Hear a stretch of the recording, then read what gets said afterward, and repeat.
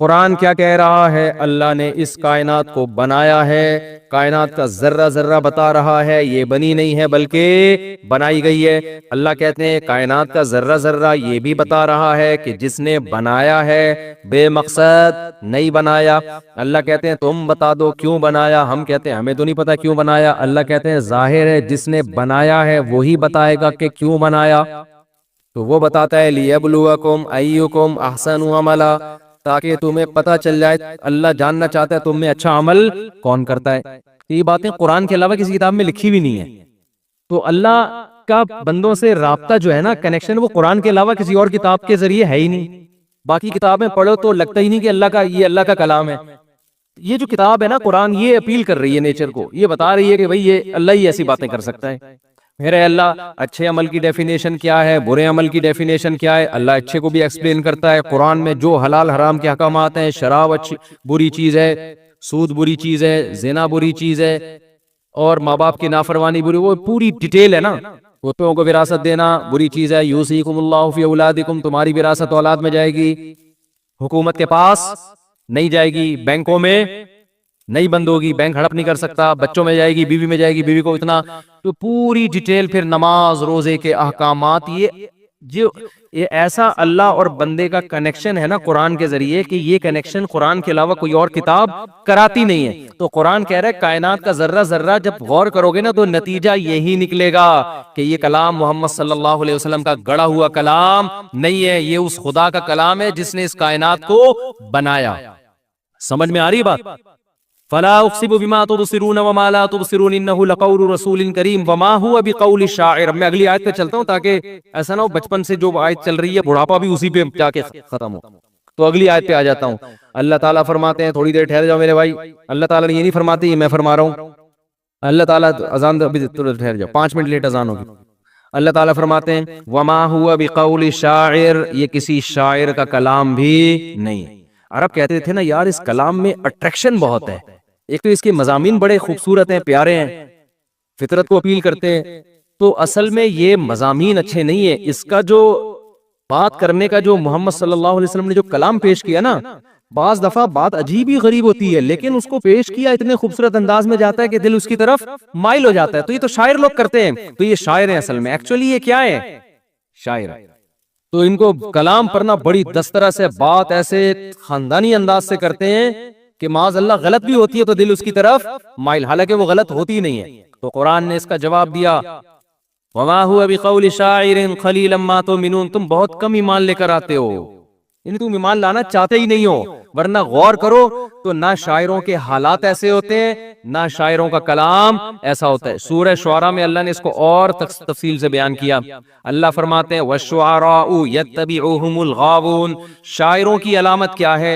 تم سروے کرو گے نا تو شاعروں کو فالو کرنے والے لوگ بھی شاعروں جیسے ہی عجیب و غریب ہوتے ہیں، وہ اتنے میچور نہیں ہوتے، ان کی زبان سے نکلنے والے کلام میں اتنی صداقت نہیں ہوتی۔ أَلَمْ تَرَ أَنَّهُمْ فِي كُلِّ وَادٍ يَهِيمُونَ وَيَقُولُونَ مَا لَا يَفْعَلُونَ، شاعروں کے جو دعوے ہوتے ہیں اس پر ان کا اپنا عمل نہیں ہوتا۔ شاعری تو ایک تخیلاتی دنیا ہے نا، رائی کا پہاڑ بنا دیا۔ تو محمد صلی اللہ علیہ وسلم نے آج تک کوئی ایسا کلام کیا جس پر خود عمل نہ کیا ہو، یا رائی کا پہاڑ بنا کے پیش کر دیا ہو؟ شاعر کیسی لمبی لمبی پھینک رہا ہوتا ہے، اپنی محبوبہ کی زلفوں کی تعریف کرے گا، آدمی کہے گا محبوبہ چھوڑ زلفیں لے جا بھائی تو گھر۔ یہ ہوتا ہے کہ نہیں ہوتا؟ خالی زلفیں ہی لے جاؤ بھائی تو، کیا کچھ تعریف نہیں ہوتی نا شاعروں کے کلام میں۔ مبالغہ، جب تک مبالغہ آرائی نہیں ہوتی شعر نہیں بنتا۔ یہ تو شاعری کا ایک وصف ہے۔ تو اللہ کہتے ہیں ان کے کلام میں تمہیں کون سا مبالغہ نظر آ رہا ہے؟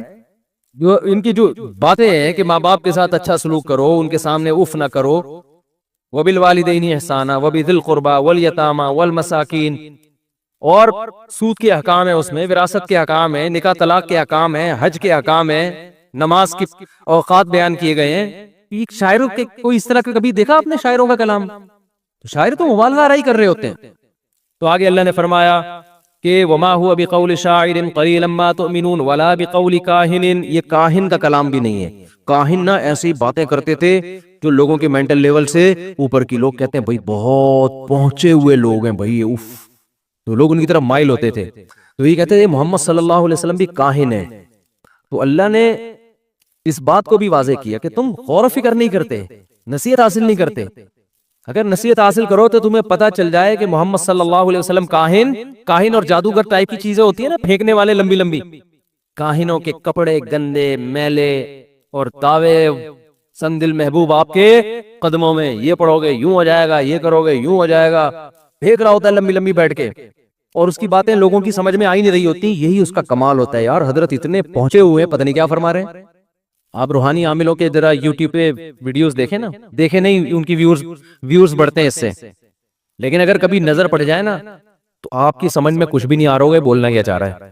لیکن اسی کو لوگ سمجھتے ہیں بھائی یہ علوم ہے. علوم ایک ہوتا ہے علم، ایک ہوتے ہیں علوم. اوپر بہت پہنچے ہوئے ہیں یار، یہ باتیں ہماری مینٹل لیول سے اوپر کی. تو اللہ نے فرمایا کہ محمد صلی اللہ علیہ وسلم کی تعلیمات الحمدللہ رب العالمین، یہ کلام ہے نا، تمام تعریفیں اس اللہ کے لیے جو تمام جہانوں کا پالنے والا، الرحمن بڑا مہربان، الرحیم نہایت رحم کرنے والا، مالک یوم الدین روز جزا کا مالک. یہ کون سا ایسا کلام ہے؟ موسیٰ علیہ السلام کا واقعہ، یوسف علیہ السلام کا واقعہ، قوم عاد کا. کوئی کاہن آج تک ایسا خوبصورت کلام نہیں لے کر آئے. کسی جادوگر کو لاؤ، تھوڑی دیر میں تمہیں باولا نہ ہو جاؤ نا اس کی باتیں سن سن کے، اتنے جنات جلا دیے. یہ کاہنوں کی یہ باتیں ہوتی ہیں. ایک آیا ہمارے جامعہ رشید کے استاد سے، شکر ہے نکل گئے وہاں سے، وہ بھی پھینکنے جیسے عاملوں کے پاس بیٹھے تو لمبی لمبی پھینکنا شروع کر دی. ایک دن میرے ساتھ کھانے پہ بیٹھے، مجھے کہنے لگے ان پہ بھی جنات تھے، میں نے وہ ہٹا دیے. میں نے کہا ان سے تو احترام میں نہیں بول سکا، بولنا چاہ رہا تھا تیرے باپ میں بھی طاقت ہے نا، تو 2-4 دن ابھی لا کے دکھا دے تو خالی یہاں پہ فضول جنات بگائے تو نے. پھر ایک دن کہنے لگا میں نے 10 لاکھ جنات جلائے ہیں. میں نے کہا ہمارے یہاں گیس نہیں آ رہی ہے، چولہا جل نہیں رہا ہے، ایک ماچس کی تیلی جلانا مشکل ہو رہا ہے، اور اس نے 10 لاکھ اتنا پھینکوں تو ڈاروین بھی نہیں تھا بھائی. اور لوگ متاثر ہوتے ہیں جن جلا رہے ہیں بھائی، جن جلا رہے ہیں بھائی، یہ پھینکوں ہیں، ان تلوں میں تیل نہیں ہے، ان کو آپ لفٹ نہ کراؤ بھوک سے مر جائیے. حقیقت ہے، یہ تو ہمارے اور آپ کے عقیدت میں پیسے مل رہے ہوتے ہیں ان کو، ورنہ تو مر جائیے. اور اس میں بار بار کہتا ہوں دیوبندی بریلوی کا فرق نہیں کیا کرو کہ وہ تبلیغی ہیں تو وہ دیوبندی ہے، سب ایک جیسے ہوتے ہیں، یہ ایک ہی جیسے ہوتے ہیں. یہ کوئی علم ہی نہیں ہے، علوم کہاں سے ہو گئے. تو اب کیا ہے کہ قرآن نے کیا کہا، ولا بقول کاہن، بھائی کاہنوں کی باتیں ایسی نہیں ہوتی. قلیلا ما تذکرون تنزیل من رب العالمین. اے اللہ پھر ہے کیا یہ؟ اللہ کہتے ہیں جو تمام جہانوں کا پالنے والا خدا ہے نا، اس کی طرف سے یہ نازل کردہ کلام ہے. مان لو کیوں اتنے ڈھیٹ بنے ہو، یہ اللہ کہہ رہے ہیں کہ اتنے ڈھیٹ کیوں بنے ہو، کہ کوئی کہہ رہا ہے یہ شاعر ہے، کوئی کہہ رہا ہے انہوں نے خود گڑھا ہے، کہہ رہے ہیں یہ ہو نہیں سکتا. تو اللہ کہہ رہے ہیں یہ کیوں نہیں ہو سکتا؟ اللہ اپنے بندوں میں سے کسی کو سلیکٹ کر کے اپنا کلام نازل کر دے، اس میں کیا خرابی ہے؟ تنزیل من رب العالمین. آگے ولو تقول علینا بعض الاقاویل لاخذنا منہ بالیمین ثم لقطعنا منہ الوتین. تم یہ کہہ رہے انہوں نے پورا کلام گڑھا ہے. اگر محمد صلی اللہ علیہ وسلم پورا کلام دور کی بات، ایک لفظ بھی ہماری طرف غلط منسوب کر دیتے، ہم ان کا دایاں ہاتھ پکڑ کے ان کی شہرگ کاٹ ڈال دیتے. ایسی سزا ملتی ان کو، چھوڑتے نہیں ہم. کیوں؟ سوال پیدا ہوتا ہے کہ ایسے تو بہت سارے جھوٹے نبی آئے ہیں جنہوں نے اللہ پہ بہتان باندھا، ان کی تو اللہ نے شہرگ نہیں کاٹی. اس کو ایک مثال سے سمجھیں.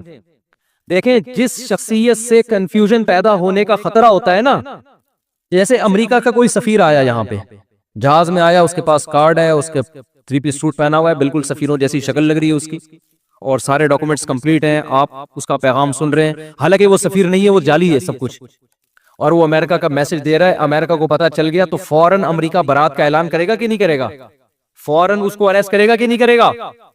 کیونکہ اس سے غلط فہمی ہو رہی ہے نا بھائی، اس کے پاسپورٹ بھی جعلی بنوائے ہوئے، اس نے لوگوں کو دھوکا ہو رہا ہے. تو گورنمنٹ آف پاکستان کہے گی بھائی ہم تو آپ کا سفیر سمجھ کے اس کو ہم عزت دے رہے ہیں اور اس کی بات کو ہم سیریس لے رہے ہیں، تو اگر نہیں تھا تو آپ اعلان کرو نا. تو فوراً امریکہ اعلان کرے گا بھائی میرا کوئی سفیر وفیر نہیں ہے، یہ ایسی جعلی پاسپورٹ بنا کے آیا ہوا ہے، ایسی گندے نالے سے اٹھ کے آئے، کوئی اس سے میرا تعلق نہیں ہے، اور اس کو طبیعت سے سزا بھی ملے گی. لیکن اگر کوئی بھنگی اڑے آئے، دھوتی پہنی ہوئی ہے، بنیان پہنا ہوا ہے، جھاڑو ہاتھ میں، اسلام آباد جا رہا ہے، بولے میں امریکہ کا سفیر ہوں، میں کیا ہوں؟ امریکہ کا سفیر ہوں. حکومت پاکستان نہ تو اس کو لفٹ کرائے گی اور نہ امریکہ اس کی برات کا اعلان کرے گا. کیوں؟ گیٹ اپ سے لگی نہیں رہا کہ یہ کوئی سفیر ہے، ایویں کوئی پرینک کر رہا ہوگا، کوئی ڈرامہ کر رہا ہوگا. ہمیشہ اس کی نفی کی جاتی ہے جس کے گیٹ اپ سے، جس کے اسٹائل سے دھوکا ہونے کا خطرہ ہو۔ محمد صلی اللہ، ہر پیغمبر کا اپنا ایک گیٹ اپ ہوتا ہے، وہ تھری پیس سوٹ اور ٹائی سے نہیں۔ پیغمبروں کی سیرت بے داغ، زندگی بھر کبھی انہوں نے جھوٹ نہیں بولا ہوتا، ان کی تعلیمات اٹریکٹ کر رہی ہوتی ہیں، نیچر کو اپیل کر رہی ہوتی ہیں۔ تو ایسی شخصیت جب اللہ پہ یہ کہنا کہ مجھ پر وحی نازل ہوتی ہے، ایسی شخصیت، تو کنفیوژن پیدا ہونے کا خطرہ ہے کہ ایسا تو نہیں کہ ہو رہی ہے کہ نہیں ہو رہی ہے۔ تو اس میں اگر کوئی ایسی شخصیت اگر اللہ پہ جھوٹ باندھے تاکہ لوگ کنفیوز ہونا شروع ہو جائیں، پھر اللہ کے ذمے اللہ اس کو عبرت کا نشان بنائے۔ قادیانی استدلال کرتے ہیں کہ مرزا غلام احمد قادیانی بھی دعویٰ کیا تھا تو وہ تو مرا نہیں۔ ہم کہتے ہیں نہ تو اس کا پیغمبروں والا گیٹ اپ تھا، اور دوسری بات یہ کہ جب اللہ نے اپنے پیغمبر کی زبان سے کہلوا دیا کہ میں خاتم النبیین ہوں، میرے بعد نبی نہیں ہے، تو اب اللہ ویسی کسی کا ذمہ دار نہیں ہے، چاہے بظاہر گیٹ اپ پیغمبروں والا ہی کیوں نہ ہو، کیونکہ اب کنفیوژن پیدا ہو رہی ہے تو تمہاری اپنی پیدا کرتا کنفیوژن ہے نا، نہیں یاری بات۔ یہ تو تمہیں اگر لگ رہا ہے کہ یہ پیغمبر ہے تو تمہارا اپنا دماغ کا فطور ہے۔ جب اللہ نے قرآن میں بھی کہہ دیا کہ خاتم النبیین ہے، آخری نبی ہیں، اور نبی اعلان کر دیا، پوری امت کا اجماع بھی ہو گیا، اب اگر کوئی بھی آگے دعویٰ کرتا ہے تو اللہ کے ذمے نہیں ہے کہ اس کی برات کا اعلان کرے، کیونکہ اللہ کہتا ہے اب یہ اس کو نبی ماننا یہ تمہارا فالٹ ہے، یہ میرا قصور نہیں ہے کہ میں اس کو سزا نہیں دے رہا۔ تو مرزا غلام احمد کا تو گیٹ اپ بھی پیغمبروں والا نہیں تھا، اس کی کتابوں سے ثابت ہوتا ہے کہ وہ شریف انسان ہی نہیں تھا، پیغمبر تو بہت دور کی بات ہے۔ کبھی جتنے ختم نبوت کے علماء ہیں نا، کبھی بھی وہ کہتے ہیں ہمیشہ قادیانیوں سے مناظرہ مرزا غلام احمد کی شرافت پہ کیا کرو، نبوت اگلی چیز ہے، وہ شرافت ثابت نہیں کر سکتے کہ شریف آدمی تھا وہ، تو یہ جب نہیں ہو سکتا تو نبوت تو اگلی چیز ہے۔ تو اور قادیانی زہر کا پیالہ پی لیں گے، مرزا غلام احمد کی شخصیت پہ کبھی آپ سے بحث نہیں کریں گے۔ یہ اصول یاد رکھیں، آپ کہیں کہ ہم یہ ثابت کریں گے کہ وہ شریف انسان نہیں تھا، تو ہم نے ثابت کرنے کے شریف انسان تھا۔ تو جب وہ گیٹ اپ ہی شریف انسان ہی نہیں ہے، اس کی کتابوں سے ثابت ہو رہا ہے، تو جب گیٹ اپ ہی نہیں ہے تو جو مرضی بولتا رہے، ایسے جیسے کوئی بنگی اٹھ کے بولے میں امریکہ کا سفیر ہوں، امریکہ کا جاب میں کیوں اعلان کروں کہ یہ میرا نہیں ہے، اس کو پروٹوکول دینے والی بات ہو گئی نا پھر۔ تو قرآن کہہ رہا ہے محمد صلی اللہ علیہ وسلم کا ایسا گیٹ اپ ہے اور ایسی خوبصورت اور خوبصورت شخصیت ہے، اگر یہ پورا قرآن تو دور کی بات ایک لفظ ہماری طرف غلط منسوب کر دے تو ہم ان کو چھوڑیں گے نہیں، کیونکہ لوگ کنفیوز ہوں گے، یہ ہمیں سمجھانے کے لیے، حالانکہ نبی سے اس کا امکان تھا نہیں۔ لَأَخَذْنَا مِنْهُ بِالْيَمِينِ ثُمَّ لَقَطَعْنَا مِنْهُ الْوَتِينَ وَمَا مِنْكُمْ مِنْ أَحَدٍ عَنْهُ حَاجِزِينَ، پھر کوئی بھی اس عمل سے ہمیں نہیں روکے۔ فاق اورنگی ٹاؤن پہلی صف میں موجود ہے، قرآن الماری میں موجود ہے، پھر بھی موبائل پر قرآن پڑھ رہے ہیں، کیا یہ ٹھیک ہے؟ جائز ہے، موبائل پہ بھی پڑھ سکتے ہیں، زبانی جب پڑھ سکتے ہیں، قرآن سامنے رکھا ہوئے لیکن آپ زبانی پڑھ رہے ہو تو موبائل پہ کیوں نہیں پڑھ سکتے؟ لیکن ثواب زیادہ مصحف میں پڑھیں، اس کی الگ برکت ہوتی ہے، جتنا پروٹوکول دیں گے قرآن کو اتنی برکتیں زیادہ ہوں گی۔ لیٹ کے تلاوت بھی جائز ہے نا، لیکن بیٹھ کے کریں گے تو زیادہ ثواب ملے گا۔ بغیر وضو کے بھی جائز ہے، وضو کر کے کریں گے تو اور زیادہ عزت دے رہے ہیں۔ تو بغیر مصحف کے زبانی بھی پڑھ سکتے ہیں، لیکن قرآن سامنے رکھیں گے تو اور زیادہ اس کی اہمیت ہوگی اور آپ کے دل میں بھی اس کی عزت بیٹھے گی۔ دیکھو دین میں نا اپنے مزاج کو مت داخل کیا کرو، بعض دفعہ انسان نا کے اوپر کوئی اس کا اپنا دل چاہ رہا ہوتا ہے کہ ایسا ہونا چاہیے، یہ دیکھو شریعت میں کیا ہے۔ جب موبائل میں قرآن پڑھنا جائز ہے تو جائز ہے نا، اس میں کیا ہے؟ آپ بہتر ہے پڑھ لو۔ تو بعض لوگ یہ ہوتا ہے موبائل قرآن سامنے رکھا ہے موبائل میں پڑھ رہا ہے، تو کیا ہو گیا اس میں؟ بہت ساری چیزیں ہم دن میں نا لوگوں سے واسطہ پڑتا ہے ہمارا، تو وہ بری چیز نہیں ہوتی، لیکن آپ کا ایک خاص معیار بن چکا ہوتا ہے تو آپ کو بری لگ رہی ہوتی ہے۔ وہ میں بتایا تھا نا اعتکاف میں لوگ بعض دفعہ پوری رات پڑے سوتے رہتے ہیں، تہجد نہیں پڑھتے، تو ہماری انتظامیہ کے بعض لوگوں نے کہا یہ اعتکاف میں آئے ہوئے ہیں تہجد نہیں پڑھ رہے، تو میں نے کہا نہیں پڑھ رہے تو کیا ہے، تو پڑھے رہنے تو فجر تو پڑھ رہے ہیں نا، پڑھ لیں اچھی بات ہے، ان کو سمجھاؤ، لیکن نہیں پڑھنے سے آپ کو تکلیف کیوں ہو رہی ہے؟ ٹھیک ہے نا، یہ تکلیف ہونا غلط ہے، اس کا مطلب آپ شریعت سے بھی ایک ہاتھ آگے جانے کی کوشش کر رہے ہو، شریعت سے آگے مت نکلو بھائی۔ اعتدال پہ رہنا چاہیے، اعتدال پہ، افراط و تفریط کا شکار نہیں ہونا چاہیے۔ شریعت کا حکم ہے کہ کھانا سامنے آ جائے نا، بھوک لگ رہی ہے اور کھانا ہی سامنے آ گیا تو آپ جماعت چھوڑ سکتے ہیں، کھانا کھا لیں آپ، تو اس کا معمول بنانا جائز نہیں ہے۔ لیکن اگر کبھی ایسا ہو گیا کہ بھوک بھی لگ رہی ہے اور کھانا اتفاق سے اسی ٹائم پہ آ گیا سامنے، اب وہ چھوڑ کے جائیں گے، کھانا بھی خراب ہو جاتا ہے، ٹھنڈا ہوتا ہے، بعد میں دوبارہ گرم کرنا پڑتا ہے، بعض دفعہ یہ ہوتا ہے دل بھی نہیں لگتا نماز میں کہ یار ادھر کھانے کی طرف توجہ رہتی ہے۔ تو نبی صلی اللہ علیہ وسلم کی صحیح حدیث ہے اذا وضع الطعام اذا وضع العشاء فابدؤوا بالعشاء، یہ جب رات کا کھانا رکھ دیا جائے تو کھانا پہلے کھا لو۔ نارملی اس کا معمول نہیں بنانا چاہیے، کبھی اتفاق سے ہو گیا تو پھر بھی کوئی لوگوں کو تکلیف ہو رہی ہے، نہیں جی ہماری جماعت ہماری جماعت، تو یہ اس کا مطلب ہے آپ شریعت سے 2 ہاتھ آگے جا رہے ہو۔ مجھے یاد ہے ہماری کسی نے دعوت کی، بہت پرانا واقعہ، 20 سال تو ہو گئے ہوں گے اس کو، بلکہ اس سے بھی زیادہ۔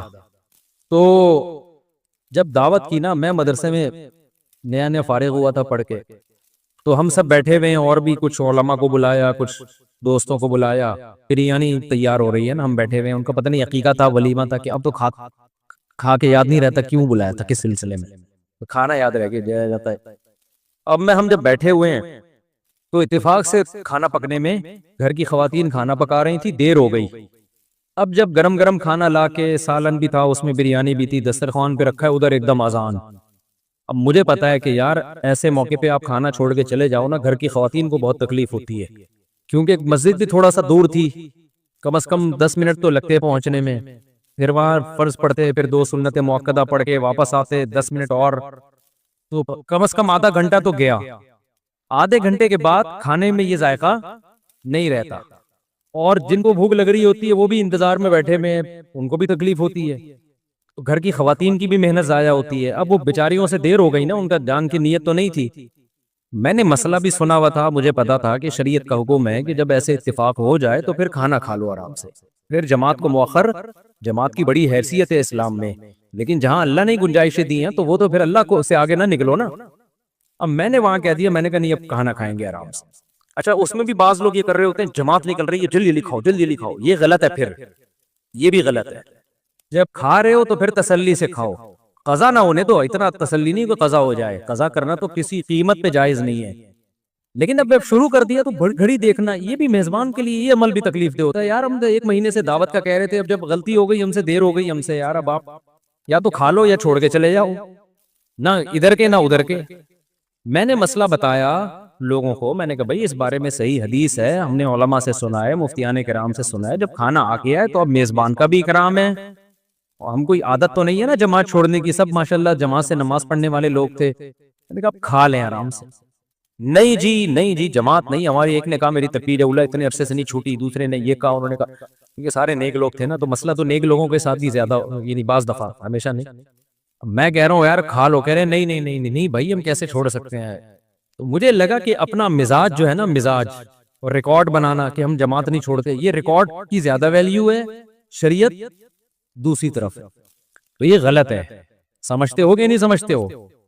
ایسے موقع پہ بھائی میزبان کا دل رکھنا زیادہ بہتر ہے، لیکن کبھی کبھار ہی ہو، ایسے پوستی بن کے روزانہ کھانا ہی اس ٹائم پہ پکوا رہے ہو تو غلط ہے۔ عبداللہ بن عمر رضی اللہ تعالیٰ عنہ بہت نیک بزرگ صحابی تھے، ان کے بارے میں ہوتا ہے کہ ادھر اقامت ہو رہی ہوتی تھی اور بعض دفعہ گھر میں کھانا پکنے میں دیر ہو گئی اور کھانا سامنے لا کے رکھا تو بھوک بھی سخت لگی ہوتی تھی، تو اقامت ہو رہی ہوتی تھی اور آپ کھانا کھا رہے ہوتے تھے، لیکن اس کا معمول نہ بنائیں۔ اور اگر ایسی پرابلم نہیں ہے، بہت زیادہ بھوک نہیں ہے اور کھانے کا خراب ہونے کا بھی خطرہ نہیں ہے، تو پھر نماز ہی پہلے پڑھیں آ کے۔ صحابہ میں تو کھاتے بھی 2 ٹائم تھے نا، شدید بھوک لگ رہی ہوتی تھی۔ تو خلاصہ یہی ہے کہ شریعت سے آگے نکلنے کی کوشش نہ کریں، جہاں اللہ میاں نے جو کہہ دیا اس کو اسی طرح کر لیا۔ نفلی روزہ توڑنا، بعض دفعہ کوئی آپ کا بہت قریبی دعوت کرتا ہے تو پھر سنت ہے ایسے موقع پہ اس کا دل رکھنے کے لیے، اگر آپ نے روزہ رکھا ہوا ہے نا نفلی، تو آپ توڑ دیں روزہ، وہ آپ کے بہت ہی قریبی ہیں، ماموں ہیں، چاچو ہیں، آپ کی والدہ ہیں، آپ کہیں سے آئے تھے، آپ کی والدہ نے کوئی اسپیشل کھانا بنا لیا اس دن، آپ نے کہہ دیا میرا روزہ ہے، اب والدہ کا دل ٹوٹتا ہے، باپ کا، ماموں کا، چاچو کا، یہ جو مقدس رشتے ہیں، یا کوئی بہت ہی قریبی دوست ہے آپ کا، تو ایسے موقع پہ شریعت نے کہا بھئی نفلی روزہ ہے تو اس کو توڑا جا سکتا ہے، لیکن احناف کے نزدیک بعد میں قضا کی جائے گی، دیگر ائمہ کے نزدیک قضا نہیں ہے، لیکن احناف کے نزدیک بعد میں قضا ہے، کیونکہ امام حنیفہ کہتے ہیں یہ بھی نظر یہ فعلی ہے، منت جیسے زبان سے مانی جاتی ہے تو عمل سے بھی ہوتی ہے، تو جب کوئی عمل جب تک شروع نہیں کیا وہ لازم نہیں ہوتا، لیکن جب شروع کر دیا تو اس کو کمپلیٹ کرنا لازم ہے۔ تو یہاں آپ نے توڑا ہے شریعت کی وجہ سے، لیکن کمپلیٹ کرنا پڑے گا، کیونکہ لا تبطلوا اعمالکم، قرآن کہتا ہے اپنے عمل کو ضائع مت کرو، تو یہ بعد میں قضا کر لیں اس طرح۔ سمجھتے ہو کہ نہیں سمجھتے ہو؟ جب اس کو کوئی مصیبت پہنچتی ہے تو جزا فضا شروع کر دیتا ہے، صبر سے کام نہیں لیتا۔ وَإِذَا مَسَّهُ الْخَيْرُ مَنُوعًا، اور جب اس کو کوئی پیسہ میسا ملتا ہے، دولت آتی ہے اس کے پاس، تو کنجوس بن جاتا ہے، اس پہ سانپ بن کے بیٹھ جاتا ہے۔ کئی ہفتوں سے اسی آیت پر درس چل رہا ہے کہ جلد بازی کا مطلب کیا ہے. جلد بازی کا مطلب یہ ہے، اس پر میں نے کئی دفعہ بیان کیا نا پورا، کہ ہمارے سارے فیصلے اکثر جلد بازی میں ہوتے ہیں. نبی صلی اللہ علیہ وسلم کو دو صفات بہت پسند تھیں، الحلم برداشت اور سوچ سمجھ کے فیصلے کرنا. طلاقیں جلد بازی میں ہوتی ہیں، مار دھاڑ جلد بازی میں، بہت سارے کام ہمارے جلد بازی میں ہو. کسی کے بارے میں رائے جلدی قائم کر لیتے ہیں، کسی کو اچھا کہنے میں بہت جلدی کرتے ہیں، کسی کو برا کہنے میں بھی بہت جلدی کرتے ہیں. تو اسی طرح جو شخص بھی جس کی دل میں کوئی خواہش پیدا ہوئی، اس خواہش کو فوراً پوری کرنے کی کوشش کرنا، یہ بھی کیا ہے؟ جلد بازی. آپ سوچ تو لو بھائی، یہ خواہش پوری کرنے سے آپ کو فائدہ ہوگا، نقصان ہوگا، کہیں لت تو نہیں پڑ جائے گی آپ کو؟ نشہ ہے، دل چاہتا ہے، لوگ کر لیتے ہیں بھائی، اس سے تو آپ تباہ و برباد ہوتے چلے جاؤ گے. تو جو خواہشات کا غلام ہوتا ہے وہ جلد باز ہوتا ہے، اور جو مستقبل سامنے رکھ کے زندگی گزارتے ہیں ان کی طبیعت میں جلد بازی نہیں ہوتی، ہمیشہ وہ کامیاب ہوتے ہیں. تو یہاں بھی اللہ نے کیا فرمایا کہ جلد بازی کی ایک مثال اللہ نے بیان کی ہے. وہ مثال یہ ہے، اذا مسہ الشر جزوعا، جب کوئی مصیبت پہنچتی ہے نا، ہونا یہ چاہیے مصیبت میں انسان کا دل کرتا ہے ہلڑ بازی کا، ہاں ہو چیخو پکار، ادھر ادھر ڈپریشن ہوتی ہے اس کو. تو جو دل کر رہا ہے وہ آپ کرنا شروع کر دو، اس پہ کنٹرول نہ کرو کہ بھئی اس کا کوئی فائدہ ہوگا یا نہیں ہوگا. ایسا تو نہیں کہ میرے اس ری ایکشن سے فائدے کے بجائے الٹا اور زیادہ نقصان ہو جائے. تو اللہ کہتے ہیں جلد باز آدمی کیا کرتا ہے، وہ یہ نہیں دیکھتا، وہ بس اپنی خواہش کو پوری کرنے میں لگا ہوتا ہے. غم پہنچا ہے تو اس غم کو ہلکا کرنے کے لیے جو مرضی اسے کرنا پڑے وہ کر گزرتا ہے. اس کی مثال ایسے ہے نا، آپ نے دیکھا ہوگا ایک کہیں کوئی واقعہ ہو جائے نا، کوئی دھماکہ ہو جائے، تو جو انویسٹیگیشن کے لیے لوگ وہاں جاتے ہیں وہ کہتے ہیں ہمیں سب سے بڑی مصیبت پتہ ہے کیا ہوتی ہے؟ وہاں عوام جو احتجاج شروع کر دیتی ہے، اس سے کیا ہوتا ہے کہ وہاں جن لوگوں نے کچھ کاروائیاں کی ہے نا، ان کے ثبوت مٹ جاتے ہیں. ہونا یہ چاہیے، پوری دنیا میں ہم نے ایک اصول دیکھا ہے، جہاں کوئی ایکسیڈنٹ ہو، کوئی واقعہ ہو نا، فوراً وہ روک دیتے ہیں، پورا ایک گھیراؤ میں لے لیتے ہیں کہ انویسٹیگیشن کرنے تو اس میں غلطی کس کی ہے تاکہ اس کو سزا ملے. ہمارے یہاں کیا ہوتا ہے کہ پتہ ہی نہیں چلتا کہ غلطی کس کی ہے. اتنا کراؤڈ اکٹھا ہو جاتا ہے، اتنی عوام دائیں بائیں آگے پیچھے، جس کو پکڑ کے پبلک کوٹنا شروع کر دے تو بس وہی مجرم ہے. یعنی جس کو پہلے تھپڑ لگ گیا نا، سمجھو وہ کیا ہے، بس اسی نے کیا ہے. بہت کچھ الٹا پلٹا ہو جاتا ہے. تو وجہ کیا ہے بھائی؟ اپنے احتجاج فوراً کر لینا کسی بھی چیز پہ، سوچے سمجھے بغیر الزام ڈال دینا کسی کے اوپر. کئی سال پرانی بات ہے، کیس ہمارے سامنے آیا کہ ایک لڑکی کے نمبر پہ کہیں کوئی مس کال آ گئی. یہ گاؤں میں واقعہ ہوا تھا. اب غیرت مند بھائی تھا، اس نے دیکھا یہ کون ہے، دیکھا کسی لڑکے کا فون ہے، پہلے سے اس لڑکی کے بارے میں کسی نے اس کا دماغ، بہن کے بارے میں دماغ بھرا ہوا تھا، ہوتے اس نے کیا کیا، اس کو گولی مار دی. اب بہت پرانا قصہ ہے تو ابھی مجھے تھوڑے سے اس کے آثار باقی رہ گئے دماغ میں، پورا قصہ مجھے یاد نہیں ہے. بعد میں انکوائری کی پتا چلا کہ جی یہ لڑکی بالکل بھی انوالو نہیں تھی، جس بندے نے کی ہے وہ گڑبڑ کرنے کی کوشش کر رہا تھا. تو اب کیا ہوا ہے کہ اچھی اس کو پتا چلا کہ یار میری بے گناہ بہن کو میں نے مار دیا. ٹینشن میں اتنا گیا ہے کہ اپنے آپ کو بھی مار دیا. پہلے ایک جرم کیا، ٹینشن سے انکوائری پوری کی نہیں ہے. بھائی پہلے غور تو کر لو، تجزیہ کر لو، کوئی بھاگی تو نہیں جا رہی، دیکھ لو. اور اگر مس کال آئی بھی ہے، کوئی آپس کا ریلیشن بھی ہے، تو اس کا یہ مطلب تو نہیں ہے نا کہ گولی سے ہی اڑا دو. اس کی اسباب پہ غور کرو، اس کی وجوہات پہ غور کرو. پہلے جلد بازی میں ایک کام کیا، ایک بے گناہ کو قتل کیا، اب جلد بازی میں ایک اور گناہ کر لیا، اپنے آپ کو بھی مار دیا. تو ہمیشہ جلد بازی میں انسان سے غلط کام ہوتے ہیں، ٹھیک کام نہیں ہوتے. کتنی بڑی سے بڑی ٹینشن ہونا، ٹائم سب سے بہترین مرہم ہے، یہ خوب یاد رکھو. جب میرے پاس کوئی پریشان آدمی آتا ہے نا، جس کو کوئی بہت بڑا غم پہنچا ہو اور اس کی حالت خراب ہو رہی ہو، میں اسے ایک بات لازمی کہتا ہوں کہ وقت سے بہترین مرہم دنیا میں کوئی نہیں. یہ ٹائم گزار لو، اس ٹائم کو کیا کرو، گزارو. بس جیسے جیسے ٹائم گزرے گا نا، حالات اپنے آپ کو خود ہی ایڈجسٹ کرتے چلے جائیں گے. یہ اللہ نے انسان کے باڈی میں ایسی ایک لچک رکھی ہے. میں نے ایک ڈاکٹر صاحب سے پوچھا, ڈاکٹر صاحب اب پین کلر ایجاد ہو گیا ہے, درد ہوتا ہے, لوگ ٹیکا لگاتے ہیں, پہلے زمانے میں کیا ہوتا تھا؟ داڑھ کے درد کی تکلیف کتنی زیادہ ہوتی ہے نا, داڑھ کا درد ہو رہا ہو, اب تو پین کلر کھا لیتے ہیں لوگ. تو کیا کرتے تھے 2-4 دن کے بعد تو مرنے لگتے ہوں گے. انہوں نے کہا اللہ نے ایسا سسٹم بنایا ہے, پین جب زیادہ عرصہ چلتا ہے نا باڈی, یا تو وہ خود ہی باڈی اس کو کم کر دیتی ہے یا وہ فیل ہونا کم ہو جاتا ہے. تو اللہ بھی تو ہے نا, اللہ کے میاں کا بھی تو ایک سسٹم ہے بنایا ہوا. جیل میں جو لوگ قید میں چلے جاتے ہیں, لمبے لمبے عرصے قید رہتے ہیں, جب وہ چھوٹ کے آتے ہیں بتاتے ہیں کہ شروع میں ہم 2-3 دن خودکشی کے خیال آتے تھے اس کوٹری میں, یار کیسے نکلیں گے, کہاں جا کے سر مارے. کہہ رہے ہیں 1 ہفتہ 2 ہفتہ 3 ہفتہ 4 ہفتہ, اس کے بعد یوز ٹو. کیا ہو گئے؟ ایک آدمی 4 سال جیل میں رہ کے آیا, 4 سال. کہتا ہے 4 سال میں نے دھوپ, اچھا بھلا آدمی بھی بہادر آباد اور ڈیفنس کا جو لگژری لائف اسٹائل میں ٹائم گزارا. میں نام نہیں بتاؤں گا, بدنام ہو جائے گا بیچارہ, ایسا نہ ہو مزید کوئی رشتہ ہی نہ دے اس کو. مدیز اس لیے کہ شادی شدہ ہے. خیر اس وقت کمارا تھا وہ, تو وہ کسی شبہ میں اٹھا کے لے گئے اس کو. اچھا بھلا ڈیفنس یا بہادر آباد کا لڑکا تھا. بہادر آباد بھی اچھا ایک ایسا علاقہ ہے, لگژری لائف اسٹائل میں پلا, زیادہ ٹائم اس کا یورپ اور یعنی یورپ میں گزرا ہے. کسی شبہ میں اٹھا لیا اس کو. 4 سال اس نے دھوپ نہیں دیکھی.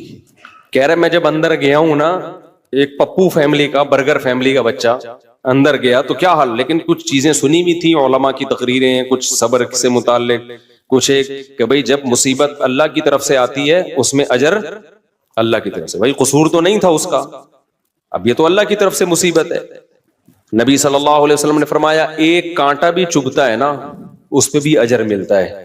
اللہ تھوڑی غافل ہے, ہر چیز آزمائش ہے ہمارے لیے. خوب سمجھ لو, اتفاق سے کچھ بھی نہیں ہو رہا. یہ جو ہم سمجھتے ہیں نا بائی چانس ایسا ہو گیا ہے, یہ ہمیں دیکھنے میں ایسا لگ رہا ہوتا ہے, ورنہ بائی چانس کچھ بھی نہیں ہوتا. جو کچھ ہو رہا ہے اللہ کے ارادے سے ہو رہا ہے. خوشی بھی پہنچ رہی ہے اللہ کے ارادے سے, غم بھی پہنچ رہا ہے اللہ کے ارادے سے. تو نبی نے فرمایا کہ جس کو خوشی پہنچتی ہے نا مسلمان کو, کافر کو خوشی پہنچتی ہے کہتے بائی چانس, یہ ہو گئے میری لک ہے, وہ لک کہتا ہے اس کو, لک ہے. ایک دفعہ میں ایک ڈاکومنٹری دیکھ رہا تھا, یہ جو کروڑوں اسپم ہوتے ہیں نا جو ماں کے رحم میں جاتے ہیں, جن میں سے ایک کو اللہ سلیکٹ کرتے ہیں انسان بنانے کے لیے. تو ڈاکومنٹری میں کسی گورے نے لکھا ہوا تھا کہ آئی ون دس میچ, یعنی کروڑوں خربوں میں یہ میچ جیت گیا. ٹھیک ہے, او بھائی تو نہیں جیتا ہے, یہ سلیکشن کس کی ہے؟ اللہ کی ہے. وہ کہہ رہے ہیں بھی بائی چانس ہو گیا کہ میں پیدا ہو گیا. بائی چانس کوئی بھی نہیں ہوتا, سب کس کا ارادے سے ہو رہا ہے؟ اللہ کے. اللہ نے تجھے پیدا کرنے کے لیے کمبخت سلیکٹ کیا ہے, اور اللہ پھر کہہ رہے ہیں نحن خلقناکم, ہم نے تمہیں پیدا کیا, ہمارا احسان ہے, تو اب اس احسان کا بدلہ دو.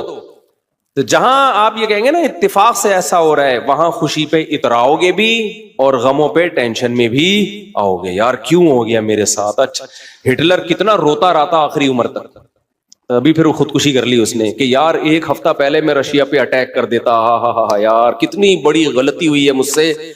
وہ کہتے ہیں ایک ہفتہ پہلے اٹیک کر دیتے نا تو رشیا کا نقشہ کچھ اور ہوتا. وہ 1 ہفتہ رہ گیا, پتہ نہیں پولینڈ ولینڈ کے کس کے چکر میں رہ گیا, تو وہ رشیا نہیں اٹیک کر کے اس کی ایسی کی تیسی کر دی. تو روتا رہتا تھا وہ. ابے روتا رہتا نہیں, تو نے جو کچھ حرکتیں کی ہیں تو اللہ نے تجھے کیا دیا اس کا بدلہ. خیر تو توبہ کر لیتا, مسلمان ہوتا تو کیا کہتا, یار اللہ کی طرف سے چپت لگ گئی ہے میرے, اب توبہ استغفار کر لو. اور توبہ ایسی خاندانی چیز ہے یار, کچھ بھی ہو جائے. ہٹلر مسلمان ہوتا, کہتا میں نے ہزاروں لاکھوں انسانوں کو قتل کر دیا, بند کمرے میں جا کے گڑ گڑا لیتا اللہ سے, معاف کر دے اللہ. دنیا کو نہیں پتا چلتا, اللہ کیا کر دیتا, معاف. لیکن چونکہ کافر تھا تو کیا ہوا ہے, اس نے قوم کا مجرم تھا وہ, اس نے کہا کیا کر سکتے ہیں, اس کو پتا تھا پبلک نہیں چھوڑے گی, تو اٹھا کر کے مارکیٹ سے اپنے آپ کو شارٹ کر لیا. انجام بھی برا, زندگی بھی بری. مسلمان کی زندگی بری ہو, کم از کم انجام اچھا اس کے اختیار میں ہوتا ہے. یار اللہ کو منا لو. اللہ کہتا ہے 100 انسانوں کے قاتل کو بھی میں بخش دوں گا. خیر میں وہ واقعہ سنا دوں میں. تو وہ کیا ہوا ہے کہ وہ بہادر آباد کا پپو بچہ جو ہے نا, کہاں چلا گیا, جیل. اب علماء سے اس کا تعلق تھا, ماشاءاللہ داڑھی بھی رکھی ہوئی تھی اس نے, کہ یار اب یہ غم کس کی طرف سے ہوتے ہیں؟ اللہ کی طرف سے. تو مجھے اپنا قصہ سنا. میں نے کہا یار 4 سال میں تو دھوپ میں نا ایک دن نہ بیٹھوں میں ڈپریشن میں جانا شروع ہو جاتا ہوں. یہ جو بند کمروں میں لوگ سارا دن بیٹھے رہتے ہیں پتہ نہیں کیسے. نیچر سے جس کو بھی محبت ہوگی نا وہ دھوپ نہیں چھوڑ سکتا بھائی. بکریاں مرغی انڈے نہیں چھوڑ سکتا, دھوپ نہیں چھوڑ سکتا. وہ بکریاں مرغی تو چلو زیادہ ہو گیا لیکن دھوپ نہیں چھوڑ سکتا وہ. تو میں نے کہا 4 سال آپ کیسے بند کمرے میں رہے ہیں؟ اور بھی قیدی تھے. کہہ رہے میں 2-3 دن تو ٹینشن میں رہا. پھر میں نے کہا اچھا یہ بھی نہیں پتا کہ نکلیں گے کبھی یہاں سے. یہ پتا ہو نا آدمی کہتا ہے چلو 4 سال میں دن گننا شروع کر دو. یہ بھی نہیں پتا نکلیں گے ہی بھی نہیں نکلیں گے. کہہ رہے میں نے کہا جو ہونا تھا وہ تو ہو گیا, اب ہم تو جیل کی دیوار توڑ کے بھاگ نہیں سکتے. تو کہہ رہے میں نے کیا کیا, پھر وہاں پر میں نے اٹھک بیٹھک اور ایکسرسائز شروع کر دی کہ بھائی ٹائم کیا کرو پاس کرو. ٹھیک. کہہ رہے اس کا فائدہ یہ ہوتا ہے 400 دفعہ میں بیٹھ کے, کیونکہ اور تو کوئی کام ہی نہیں ہے اسٹیمنا بنانے کے علاوہ. اسٹیمنا بنانے کے علاوہ کوئی کام ہے ہی نہیں. اچھا ہے بڑا پاورفل ماشاءاللہ, آپ کبھی ملو تو آپ دیکھو گے بہت زیادہ ساری طاقت جیل میں بنائی ہے اس نے. کہہ رہا ہے میں بیٹھ کے لگاتا تھا ان 4 پھر ڈپس لگاتا تھا, پتہ نہیں کتنے ڈپس لگا لیتا تھا, ایکسرسائز کرتا تھا. کہہ رہا اس کا فائدہ یہ ہوتا تھا اتنا تھک جاتا تھا کہ مجھے نیند خاندانی آتی تھی. ظاہر ہے نیند تو 20 بیماری کا علاج ہے. ڈپریشن ختم کرنے کا سب سے بہترین ذریعہ ہی گہری نیند ہے. ڈاکٹر ڈپریشن کے مریضوں کو کیا دیتے ہیں؟ نیند کی گولیاں دیتے ہیں کہ سوتا رہے بس, پتہ ہی نہیں چلے پی ٹی آئی آ رہی ہے کہ جے یو آئی آ رہی ہے کہ مسلم لیگ آ رہے ہیں, کہ یہ ٹینشن ہی ختم, اسٹیبلشمنٹ کیا کر رہی ہے چھوڑو. تو کہہ رہے ہیں میرے ساتھ جو قیدی تھے نا وہ بہت سے اس میں پاگل ہو گئے, کیونکہ بیٹھے رہتے تھے سوچتے رہتے تھے ہر وقت دماغ میں نا کیا یہاں سے نکلیں کیسے. حالانکہ بہت سے جرم کر کے آئے ہوئے تھے, ٹھیک ہے, ان کا تو بنتا تھا. تو کہہ رہے 4 سال کے بعد رہائی کا فیصلہ ہوا. کہہ رہے ہم جب باہر نکلے تو پھر دنیا جنت لگی. پھر اب اس نے 4 شادیاں استغفر اللہ کی ہیں. تو خیر کی ہیں, واقعی 4 کی ہیں. کہہ رہے اس سے مجھے پاور کیا ملی؟ کہہ رہے ہم تو مجرم تھے نہیں, ہم جب باہر آئے نا ہم نے کہا اچھا یہ ہوتا ہے, ٹوٹل سزا کیا ہے, کچھ بھی کر لو یہ ہے. تو کہہ رہے میرے اندر اتنا اسٹیمنا پیدا ہو گیا دنیا میں کچھ کر گزرنے کا. آپ کو پتا ہے جیل ہمارے مجرم بناتے ہیں, جیل میں جا کے نا اسٹیمنا بڑھ جاتا ہے مجرم کا, سمجھ رہے ہو. ایک تو اس کو یہ پتا ہوتا ہے آئندہ اس طرح سے کام کرو گے تو پکڑے نہیں جاؤ گے, اس طرح سے کیا تھا تو پکڑا گیا تھا نا, اب یہ والی غلطی نہیں کرنی. تو اس لیے شریعت میں جیل کی سزا نہیں ہے, شریعت میں ہے کہ اسی وقت نمٹا دو. چوری کی ہاتھ کاٹو, چلو بھائی نکل پتلی گلی سے, شاباش. ہم کیا کرتے ہیں چوری کی جیل. تو کہتا ہے یار اس دن وہ CCTV کیمرہ دیکھنا بھول گیا تھا میں, آئندہ تھوڑا خیال کروں گا. پھر وہاں سارے چور ہی بیٹھے ہوتے ہیں, کوئی نیک آدمی تو آیا نہیں ہوتا جیل میں. تو چور آپس میں ان کی کیا ڈسکشن ہوگی, وہ تہجد کی باتیں تھوڑی کریں گے. وہ ابھی تو نے کیا کرتا ہے, وہ میں نے اتنے بندے مار دیے, آپس میں ان کا گینگ بنتا ہے. پھر آپس میں نمبر ایک دوسرے کے ساتھ وہ شیئر کرتے ہیں کہ جب باہر نکلیں گے تو پھر دیکھتے ہیں ہم. اور 4 سال میں 10 سال میں کیا کچھ ہوتا ہی نہیں ہے, تو کچھ کرنے کی صلاحیت ان میں ویسے ہی ختم. وہاں جا کے کوئی یہ تھوڑی کہ وہ ماسٹرز کر رہے تھے یا PhD کے اسکالر بن کے باہر آئے, یا کوئی انجینئرنگ مکمل کر لی باہر جاب ملے گی. 4 سال 8 سال زندگی بہترین ان کے ویسے ہی برباد ہو گئے. اب ان کے پاس کمانے کے لیے چپل چوری کے علاوہ اور کوئی راستہ ہوتا نہیں ہے, یا باقی چوریاں ڈکیتیوں کے علاوہ کوئی راستہ ہی نہیں ہوتا ان کے پاس. تو نظام اتنا گندا ہے, اس لیے اسلام نے سزا رکھی ہے, اس میں ادھار نہیں رکھا. احساس ہے, ثابت ہو گیا کہ بھائی اس نے بندہ مارا ہے, فوراً پکڑ کے وارثوں کے حوالے کیا جائے گا, بھائی تمہارا باپ مارا ہے تم بتاؤ کیا کرنا ہے. اب وہ فیصلے میں دیر کر رہے ہیں تو اس دوران جیل میں بند کیا جائے, بھاگ نہ جائے. جیل میں اس کو تمام سہولتیں دی جائیں گی, بھائی یہ بندہ ہے بھاگے گا نہیں, جلدی 1 ہفتہ ہے آپ کے پاس, فیصلہ کرو, گردن اڑانی ہے یا اس سے بارگیننگ کرنی ہے. تو بارگیننگ میں جو ٹائم لگ رہا ہے اس دوران جیل میں رہے ایک الگ بات ہے. 1 آدھ ہفتہ سعودی عرب میں ایسا ہی ہوتا تھا, آپ کا پتہ نہیں کیا ہو رہا ہے قصاص. اب 1 ہفتہ اس کے بعد سر قلم کرنا ہے, چلو بھائی اڑا دو سر اس کا. سر نہیں قلم کرنا, پیسے لے کے چھوڑنا ہے, پیسے لے بھائی, اور جو بھی رہن کے طور پر اس کی پراپرٹی رکھوائی, چل بھائی نکل, ختم. ہماری عدالتوں پہ بوجھ کتنا ہے دیکھو, 20-20 سال پرانی فائلیں جج کے پاس پڑی ہوئی ہوتی ہیں. اسلام میں قصاص ہے. دانت توڑ دیے, ٹائم نہیں ہے بھائی, کون سا والا دانت توڑا, یہ والا, اب بتا دانت توڑنا ہے اس کا. دیکھو نبی صلی اللہ علیہ وسلم کی خدمت میں کتنا زبردست واقعہ ہے. حدیث میں آتا ہے حضرت انس رضی اللہ تعالی عنہ کی جو پھپھی تھی نا, کس کی, حضرت انس ابن مالک کی پھپھی, حضرت انس نبی کے خادم تھے, ان پھپھی نے اپنی باندی کو مکہ مارا یا تھپڑ مارا تو وہ باندی کا دانت ٹوٹ گیا. جو لونڈی تھی نا باندی, اس کا دانت ٹوٹ گیا. تو نبی کے پاس کیس آیا تو آپ نے فرمایا اللہ کی کتاب کے مطابق فیصلہ کروں گا. تو کتاب اللہ تو یہی کہتی ہے دانت کے بدلے دانت. تو اب بڑے مسئلہ ہو گیا کہ بھائی یہ تو اتنے خاندانی لوگ ہیں اور باندی یہ تو لونڈی ہے, لونڈی کا دانت ٹوٹ گیا, ملازم کو تھپڑ مارا دانت ٹوٹ گیا, تو اب سیٹھ صاحب کا بھی دانت توڑا جائے کیا؟ گوروں کے ایسا کوئی قانون نہیں ہے. اسلام میں کہ بھائی دونوں انسان ہیں تو دونوں کے دانت کی سیم ویلیو ہے. تو نبی نے فیصلہ کیا دانت کے بدلے دانت توڑا جائے گا. یہ بھی نہیں دیکھا کہ انس بن مالک میرے شاگرد ہیں, 10 سال میری خدمت کی ہے تو اتنی خدمت گزار ہیں تو ان کی پھوپھی کے ساتھ میں رعایت کروں. فرمائے نہیں, میں فیصلہ کروں گا کتاب اللہ کے مطابق. تو کتاب اللہ میں کیا تھا؟ دانت. اچھا, باندی کو یہ توقع نہیں تھی کہ میری جو مولا ہے, آقا ہے, اس کے دانت توڑے جائیں گے. ان لوگوں کو یہ توقع نہیں تھی. تو جب نبی نے فیصلہ کیا نا تو پھر انہوں نے پھر معاف کر دیا کہ بھئی, انہوں نے کہا کہ یہ تو ہماری مولا ہے, مالکن ہے, میں اس کا دانت کیسے توڑ سکتی ہوں. تو پھر انہوں نے خود ہی معاف کر دیا. تو پھر نبی نے, کیونکہ اس کو حق ہے, تو کیس 2 منٹ میں کیا ہو گیا؟ ختم. اگر انگریز کی حکومت ہوتی یا ہماری پاکستانی حکومت ہوتی اب تک چل رہا ہوتا وہ کیس. دونوں مر چکے ہوتے, دونوں قبروں میں جا چکے ہوتے, ابھی تک ان کے دانت کے کیس کی فائلیں بولو موجود ہوتی. اور پوسٹ مارٹم ہو رہا ہوتا کون سا والا دانت ٹوٹا تھا, ہلا تھا یا ٹوٹا تھا, ان کے مکے سے ٹوٹا. ایسا گندا غلیظ نظام ہمارے اوپر مسلط ہے, اس میں انصاف کے علاوہ سب کچھ ملے گا آپ کو. تو اسلام نے کیا سزائیں رکھی ہے ٹھک ٹھک ٹھک کر کے کہ بھائی تھپڑ کے بدلے میں کیا ہے؟ تھپڑ. تو قصاص کا نظام رکھا ہوا ہے اللہ میاں نے بڑا زبردست.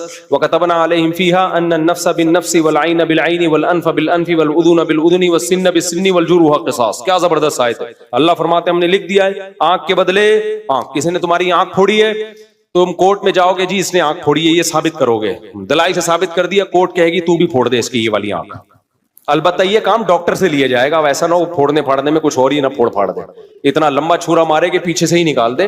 تو اس میں ماہرین سے مدد تو لی جائے گی, لیکن یہ ہوگا بھائی آنکھ ضائع کی ہے تو تمہاری بھی آنکھ ضائع کی جائے گی. دانت توڑا ہے, سن بالسن, دانت کے بدلے دانت. سمجھ رہے ہو؟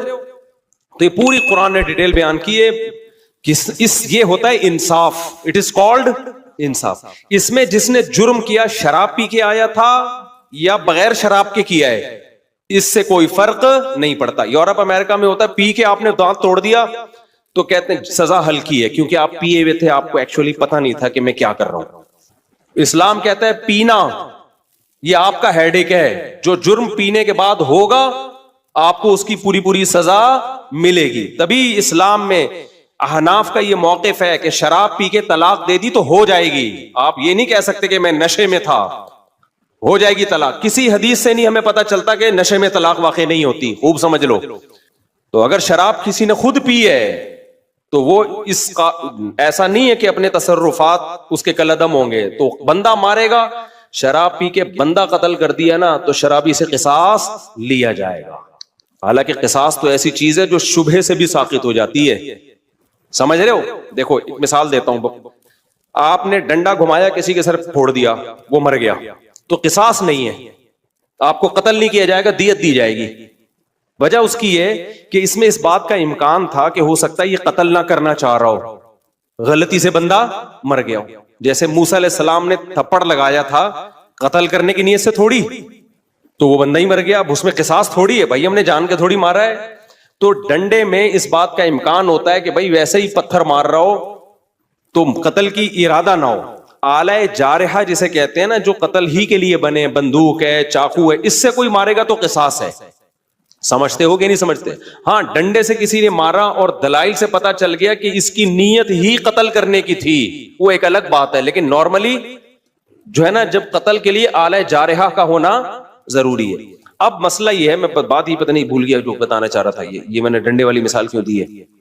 ہاں دیکھو, میں بتانے کا مقصد یہ تھا کہ ذرا سا بھی شبہ آ جائے نا کہ پتہ نہیں اس کی نیت قتل کی تھی یا نہیں تھی, تو اس کا فائدہ کس کو ہوگا؟ قاتل کو. اس سے قصاص نہیں لیا جائے گا, کیونکہ ہو سکتا ہے یہ قتل نہ کرنا چاہ رہا ہو, غلطی سے بندہ مر گیا ہو, یہ تو سر پھوڑنا چاہ رہا ہو, خالی تھپڑ مارنا چاہ رہا ہو. لیکن شراب پی کے کسی نے بندہ مار دیا نا چاقو سے یا بندوق سے, یہاں شریعت قاتل کو فیور نہیں دیتی، حالانکہ زیادہ فیور بنتا ہے، یار اس کی نیت تھوڑی تھی، تو پی کے ٹہل رہا تھا. تو احناف یہی کہتے ہیں، امام حنیفہ، کہ جب قاتل کو شراب کے بعد اتنا سا فیور نہیں دیا جا رہا، حالانکہ اس کا دماغ کام نہیں کر رہا، تو طلاق تو قصاص سے کم درجے کی چیز ہے، اس میں اگر کوئی پی کے طلاق دے گا نا تو ہو جائے گی. سمجھتے ہو؟ کیونکہ اس کے اس جرم کو فیور نہیں دیا جائے گا اس پہ، کیونکہ پی کیوں تو نے. وہ کہہ سکتا ہے نا میں تو پی ہوئی تھی تو مجھے کیا پتا، پینے سے پہلے تو تجھے پتا تھا نا، پینے کے بعد کچھ بھی ہو سکتا ہے، بندہ بھی مر سکتا ہے، بیوی کو ڈیورس بھی ہو سکتی ہے. یا ایک مشہور سوال ہے کہ پی اس نے سزا بیوی کو کیوں دے رہے ہو؟ تو طلاق میں شریعت نے مرد کے تصرف کا اعتبار کیا ہے، اس میں عورت کی پوزیشن کو نہیں دیکھا ہے کہ وہ مظلوم تھی یا ظالم تھی، مرد کی، کیونکہ طلاق کہتے ہیں مرد کی ملکیت سے چیز کا نکلنا، اس میں شریعت نے یہ سمجھا ہے نقصان مرد کا زیادہ ہو رہا ہے. سمجھتے ہو کہ نہیں سمجھتے ہو؟ تو اب یہاں پر بھی یہی ہے کہ اگر کوئی بلا وجہ بیوی کو طلاق دے دے تو بھی تو عورت کا کیا قصور ہے، لیکن پھر بھی ہو جائے گی. تو ہم کہتے ہیں شراب پی کے دے رہا ہے تو بطریق اولا ہوگی. تو آج کل بہت زیادہ ہو رہا ہے، اور پھر لوگ فتوے دائیں بائیں سے لے آتے ہیں کہ جی وہ فلاں نے، سعودیہ کے مفتی نے فتوا دیا ہے طلاق نہیں ہوئی چونکہ پیوی تھی، فلاں نے فتوا دیا. آج کیا ہوا ہے، ایک آدمی نے کھڑے کھڑے بیوی کو 6 طلاقیں دی ہیں، سب نے یہاں کے مدارس نے فتوا دیا، طلاقیں ہو گئی ہیں. سعودیہ کے کسی مفتی سے لائیو ویڈیو کال پہ بات کی تو اس مفتی نے بولا کہ میں کسی فقہ شقہ کو نہیں مانتا، کوئی طلاق نہیں ہے. تو میں نے کہا یہی اس کے جاہل ہونے کی دلیل ہے کہ 1400 سال سے جو اسلامی قانون مرتب ہوا ہوا آ رہا ہے، اس جاہل آدمی کو وہ پتہ نہیں ہے، اور یہ اٹھ کے آیا ہے اسلام سکھانے کے لیے. تو یہ جو کہتے ہیں نا فقہ شقہ نہیں مانتا، اس کا مطلب ہوتا ہے سارے گھاس کھا رہے تھے، ہم اکیلے آئے ہیں دنیا میں جو اب قرآن و سنت کو ہم نے سمجھا ہے.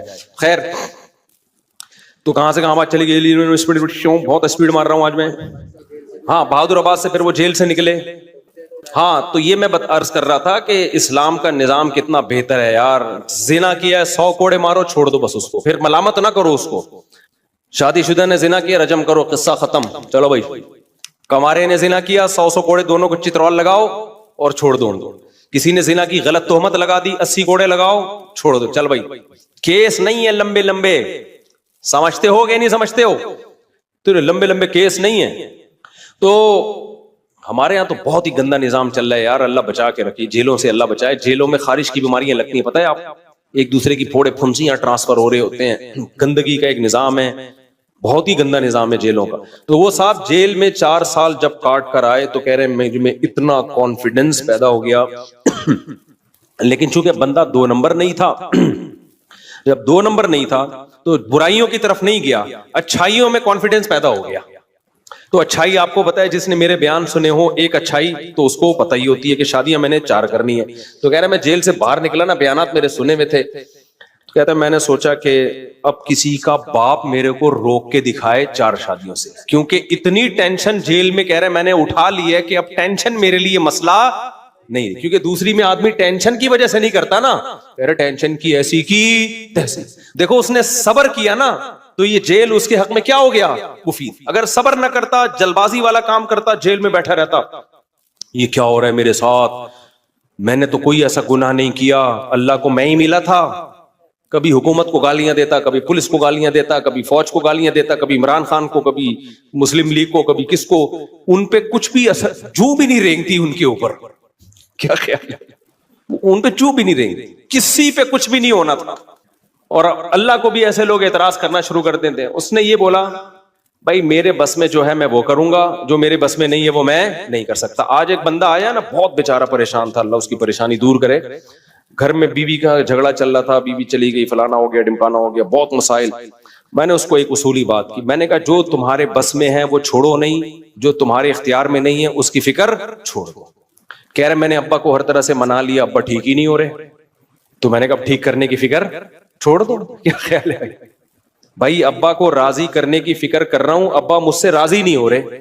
میں نے کہا اپنا ایٹیٹیوڈ ابا کے ساتھ ٹھیک کر لو، توبہ معافی مانگ لو ابا سے، سوری کر لو اگر کوئی غلطی ہوئی ہے، اور ابا کو کے ساتھ معاملہ ٹھیک کر لو. دیکھ لو یہ کس چیز سے خوش ہوتے ہیں، وہ کام کہہ رہے یہ بھی کر کے دیکھ لیا پھر بھی خوش نہیں ہو رہے. میں نے کہا پھر ٹینشن لینے کا نہیں، اس سے زیادہ کہ مکلف نہیں ہے بھائی. جو کر سکتے ہو وہ کرو، جو نہیں کر سکتے اس کی ٹینشن مت لو. یہ کیسز بہت آتے ہیں میرے پاس کہ بیوی بھاگ گئی، حقوق بھی بندہ ادا کر رہا ہے، پھر بھی کوئی آشنا مل گیا اس کو، چلی گئی، نہیں آ رہی، بچوں سے نہیں ملنے دے رہی، تو میں ان سے کہتا ہوں بھائی اگر آپ کے حقوق نہیں ادا کر رہے تھے تو بیوی سے معافی مانگو، جا کے سالوں سے معافی مانگو، ان کو بولو بھائی میں حقوق ادا کروں گا، ہر طرح سے ان کو آپ قائل کرو. اور اگر آپ کی غلطی نہیں ہے، بیوی کی غلطی ہے، تو دو ہی ہے، یا تو پیار سے یا بدماشی سے، کوئی تیسرا راستہ ہے؟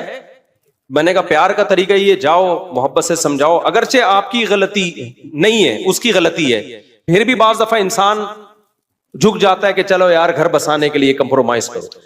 تو پھر جب وہ کہتے ہیں نا میں نے ہر طرح سے 1 سال ہو گیا محبت سے سمجھا کے دیکھ لیا، پھر میں کہتا ہوں اب ایک راستہ ہے بدماشی کا. کون سا راستہ ہے؟ بدماشی.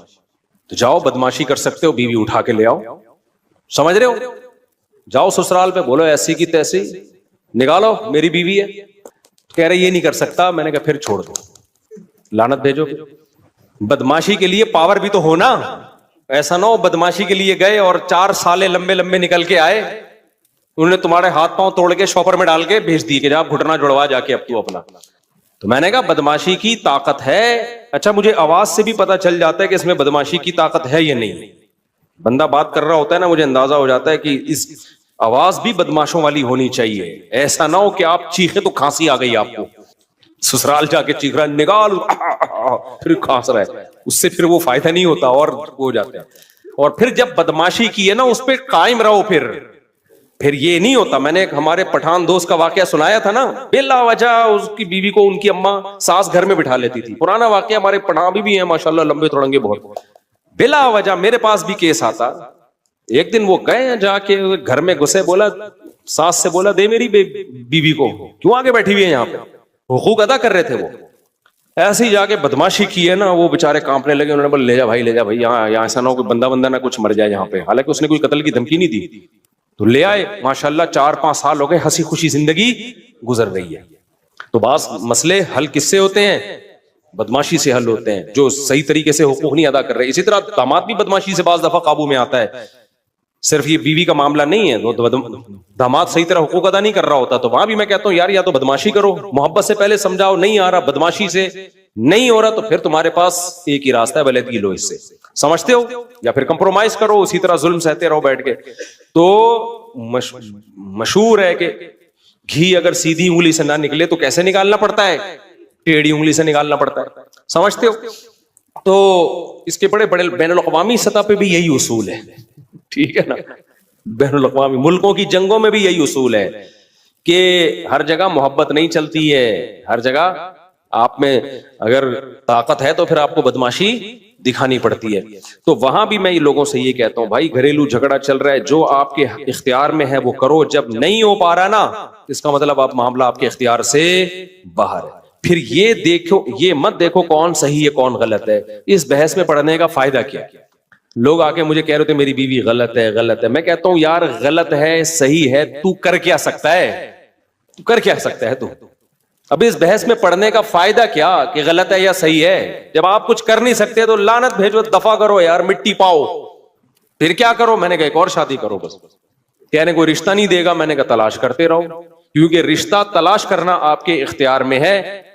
کسی کو قائل کر کے اس سے زبردستی چھین لینا آپ کے اختیار میں نہیں ہے. تو بس گزارا چلاؤ ایسے ہی، اس وقت تک کنوارے چھڑے چھاٹ رہو. کہہ رہے گناہ کا خطرہ ہے، میں نے کہا بچو گناہ سے، روزے رکھو جو اسلام نے بتایا. کہہ رہے اللہ نہ کرے پھر بھی ہو جائے تو توبہ استغفار کرو. ہونے کے بعد اب اس کو ریورس تو نہیں کیا جا سکتا نا. گناہ ہونے سے پہلے کے اصول یہ کہ بچو، ہونے کے بعد اب ریورس نہیں ہو سکتا. یہ ہمارے اختیار میں نہیں ہے کہ ہم کہیں کہ اب ماضی میں جو ہو چکا اس کو، ماضی کو اللہ کو کہیں. یہ تو جہنم میں جب جہنمی جائے گا نا، اللہ سے یہی کہے گا دوبارہ بھیج دے، ریورس کر دے سارا عمل. بہت انسان کا بچہ بن کے زندگی گزاروں گا. اللہ کیا کہتے ہیں؟ پاسٹ کبھی ریورس نہیں ہوتا، ماضی کبھی تبدیل نہیں ہوتا. تو جو گناہ ہو گیا وہ ہو گیا، اب اس پہ کہ دوبارہ جا کے بچوں میں نہیں ہو سکتا. اب آپ کے اختیار میں یہی ہے کہ اللہ کو توبہ کر کے گڑ گڑا کے منانے کی کوشش کرو. زندگی کا اصول کھوپڑی شریف میں آ رہا ہے کہ نہیں آ رہا؟ جو اپنے اختیار میں، مولانا شرف علی تھانوی رحمۃ اللہ علیہ بات بہت زیادہ تاکید سے کہتے تھے، جو چیز آپ کے اختیار میں ہے اسے چھوڑو نہیں، اور جس چیز کے آپ کا اس پر اختیار نہیں ہے اس کے پیچھے مت پڑو. اب رو رہے ہوتے ہیں اپنی بیوی کی خاطر، بڑے اچھے لوگ ہوتے ہیں جو رو رہے ہوتے ہیں. کو یاد آ رہی ہے. میں کہتا ہوں بھائی دیکھو آپ کو اس سے محبت ہے, اس کو نہیں ہے, تو کیا کرو گے؟ نہیں, یا تو بدماشی یا محبت, دونوں ہی نہیں ہے. تو رونے کا حل ہے میرے پاس. کہتے ہیں میرا دل جل رہا ہے, رونے کا حل ہے. رونے کا حل یہ ہے کہ اس کو یاد کرنا چھوڑ دو, کہیں اور شادی کر کے دل ادھر لگاؤ. آہستہ آہستہ یہ دل کیا ہو جائے گا, یوں سمجھو مر گئی. مرنے کے بعد بھی تسلی آ جاتی ہے نا کچھ وقت کے بعد. یہ قبر میں جا کے لیٹ جاتا ہے آدمی, مٹی ڈال کے آتے ہیں, بھول بھلیا ہو جاتا ہے کچھ وقت میں, بڑے سے بڑی محبت ختم ہو جاتی ہے. تو یہ بھی کہ ختم ہو جائے گی. ان کمبخت علاج کرنا چاہتے ہی نہیں ہے نا. بار بار اس کو معشوقہ کو یاد کر کے یار کر کے ٹینشن لے گا تو یہ ٹینشن تیری بنائی بھی ٹینشن ہے. اس کا نام لینا چھوڑ دو, نمبر بلاک کر دو, تذکرہ چھوڑ دو, اس گلی میں جانا چھوڑ دو جہاں سے سیٹنگ شروع ہوئی تھی. ساری یادیں چھوڑ دو اور اپنے آپ کو بزی کر لو کہیں اور. آہستہ آہستہ دماغ کیا ہو جائے گا, 1 سال لگے گا, 1.5 سال لگے گا, 2 سال لگے گا. اور اگر اس کی محبت ختم نہ بھی ہوئی نا تو یہ جو جذبات ہیں یہ ختم ہو جائیں گے. تھوڑی سی رہ جائے گی, وہ نقصان نہیں دیتی, وہ غیر اختیاری ہے. سمجھتے ہو کہ نہیں سمجھتے ہو؟ تو بھائی زندگی گزارنے کا اصول یہ ہے کہ جو چیز اپنے اختیار میں ہے اسے چھوڑو نہیں, جو اختیار میں نہیں ہے اس کے پیچھے مت پڑو. اور یہ سوچ کے کہ غلط ہو رہا ہے, غلط ہو رہا ہے, جتنا بھی ہو رہا ہے ہم اس کو ٹھیک نہیں کر سکتے. دیکھو ہر تھوڑے دن میں پیٹرول مہنگا ہوتا ہے کہ نہیں ہوتا, صحیح ہوتا ہے یہ یا غلط ہوتا ہے؟ کس قدر غلط ہوا ہے نا. اب میں ٹینشن لوں یار اتنے کی گاڑی نہیں ہے جتنے قسطیں نہیں جا رہی گاڑی کی جتنے کا ڈیزل جا رہا ہے, تو کیا میرے اس ٹینشن سے فائدہ ہوگا؟ بار بار بیٹھا ہوں میں یہ ہر وقت یہی تذکرے لے کے, ڈیزل مہنگا ہو گیا, پیٹرول مہنگا ہو گیا, ڈیزل مہنگا ہو گیا, پیٹرول مہنگا ہو گیا, ٹماٹر مہنگا ہو گیا, خربوزہ مہنگا ہو گیا, تربوز مہنگا ہو گیا, یہ مہنگا ہو گیا. اس سے خدا کی قسم گورنمنٹ پر, ہماری ٹھیٹ قسم کی گورنمنٹ پر تو سوال ہی پیدا نہیں ہوتا کوئی اثر پڑ. یہاں کراچی میں اتنا قتل ہو رہا ہے انسانوں کا, اس سے جب حکومت پہ فرق نہیں پڑ رہا تو ٹماٹر مہنگے ہونے سے کیا فرق پڑے گا؟ آئے دن لاشیں پڑی ہوئی ہیں نا کراچی میں. پرسوں کسی سفید ریش, چند دن پہلے سفید ریش بزرگ کو ڈاکوؤں نے مار دیا. وہ تو ڈاکو تو تھوڑی دیکھ لیں, جب گورنمنٹ پہ ان چیزوں کا اثر نہیں پڑ رہا تو ٹماٹر تو بات کی چیز ہے. تو اس سے کیا ہوگا, ہم سوچ کے سوائے اپنے آپ کو ٹینشن دینے کے کچھ بھی حاصل بولو نہیں ہو. دنیا میں بہت کچھ غلط ہو رہا ہے, ہم اگر اس غلط کے پیچھے ہم نے دیکھنا ہے ہم نے اس غلط کو صحیح کرنے کے لیے کیا کر سکتے ہیں. جو کر سکتے ہیں سوٹیبل طریقہ ہو, جذباتی باتیں نہ ہو. جذباتی باتیں بہت لوگ کر رہے ہوتے ہیں, سوٹیبل جو طریقہ ہے اس کو اختیار کیا جائے, اور جو آپ کے اختیار میں نہیں ہے اس کو چھوڑ دیا, اس پہ تبصرہ بھی نہ کرو. ایک بات خصوصی طور پہ خواتین کے لیے کہوں گا میں اس زمانے کے لحاظ سے, وہ کیا بات ہے, آج کل خواتین کی کمپلینز بہت آتی ہیں کہ مردوں کے چال چلن ٹھیک نہیں ہے. مردوں کے چال چلن, بولو شاید آپ میں سے, آپ کے تو سب کے ٹھیک ہیں لیکن اگر کسی کے نہیں ہوں گے تو اس کو احساس ہوگا نا. مردوں کے چال چلن ٹھیک, یہ خواتین میں یہ یورپ کی بیماری تھی, انگریزوں کی, لبرل سیکولر لوگوں کی, جو اب اسلامی ملکوں میں بھی وہیں سے یہ گند امپورٹ ہوا ہے. گند وہاں تو بہت تھا تو یہ گند یہاں آ رہا ہے, اور ہمارا سیکولر لبرل طبقہ ان کے گند کو گند ماننے کے لیے تیار ہی نہیں ہے.